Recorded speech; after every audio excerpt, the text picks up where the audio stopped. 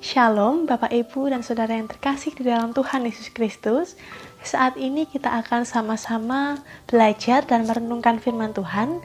Tetapi sebelumnya marilah kita sama-sama berdoa. Saya hantarkan.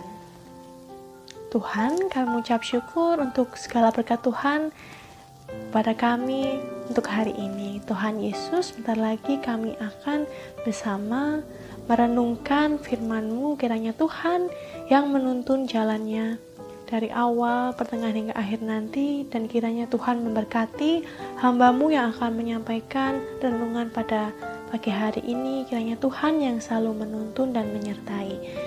Doa ini hanya kami serahkan di dalam Tuhan Yesus Kristus. Haleluya, amin.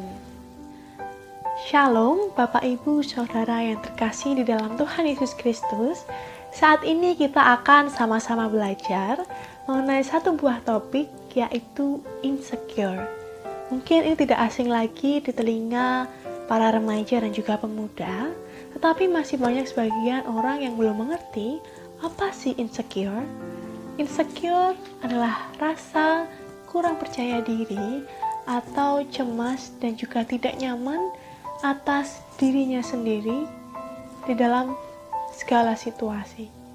Di sini insecure sebenarnya ada sejak dulu dan beberapa tokoh di dalam Alkitab juga pernah mengalaminya.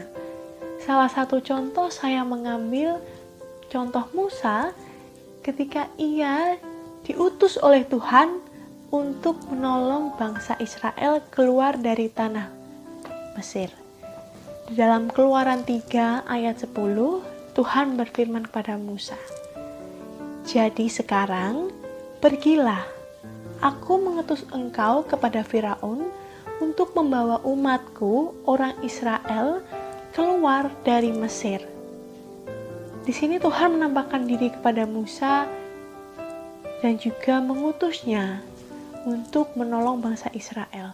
Tetapi di sini Musa malah mengatakan bahwa dia merupakan orang yang tidak pandai dalam berbicara. Di sini apa yang dirasakan oleh Musa dapat disebut dengan insecure. Dan sebenarnya kenapa sih kita bisa merasakan insecure? Di sini dari sumber yang saya baca, saya dapat menyimpulkan 3 hal yang membuat kita merasa insecure. Yang pertama adalah penolakan atau kegagalan. Mungkin dapat diambil dari contoh ketika kita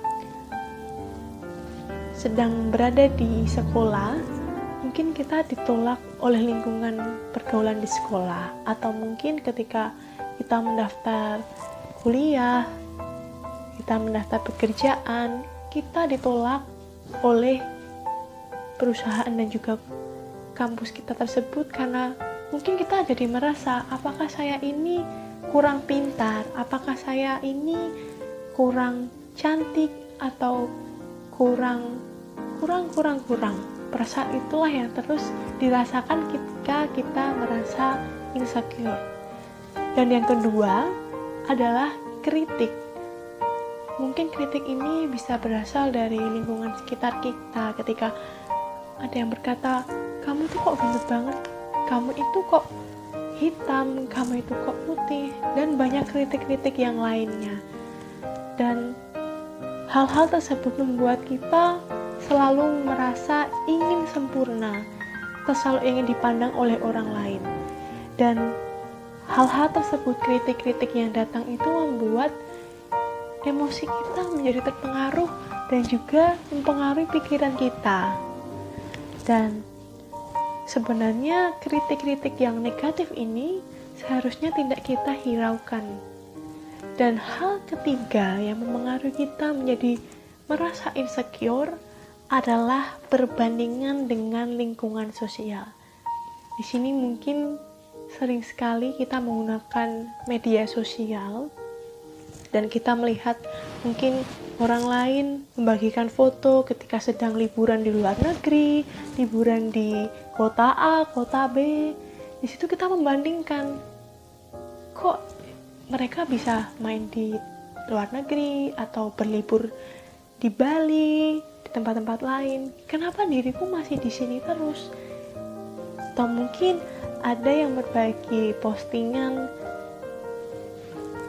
ketika bersama pacarnya, kita merasa, kok aku belum diberikan Tuhan seorang pendamping hidup, atau mungkin banyak hal-hal lain yang dapat kita bandingkan dengan kehidupan orang lain yang seharusnya tidak boleh kita lakukan. Dan membandingkan berkat kita dengan berkat orang lain itu tidak akan pernah membawa apapun yang baik di dalam kehidupan kita. Kenapa?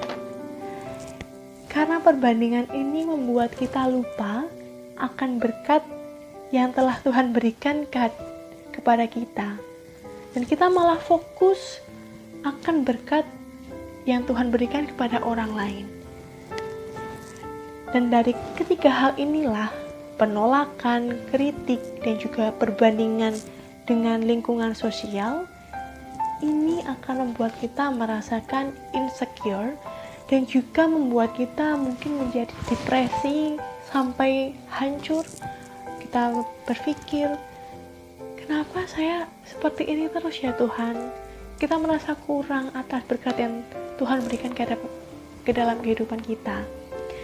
Dan bagaimana kita mengalahkan tiga hal tersebut? Dan menurut saya cara yang terbaik adalah dengan mengetahui apa yang telah Tuhan katakan, apa maunya Tuhan di dalam kehidupan kita. Di dalam Efesus 2 ayat 10, firman Tuhan katakan, karena kita ini buatan Allah, diciptakan dalam Kristus Yesus untuk melakukan pekerjaan baik yang dipersiapkan Allah sebelumnya. Ia mau supaya kita hidup di dalamnya. Di sini kita dapat menarik kesimpulan bahwa identitas kita ini adalah ciptaan Tuhan yang sempurna. Sesungguhnya kita ini terpilih, dikasihi, dan juga diperlengkapi oleh Tuhan.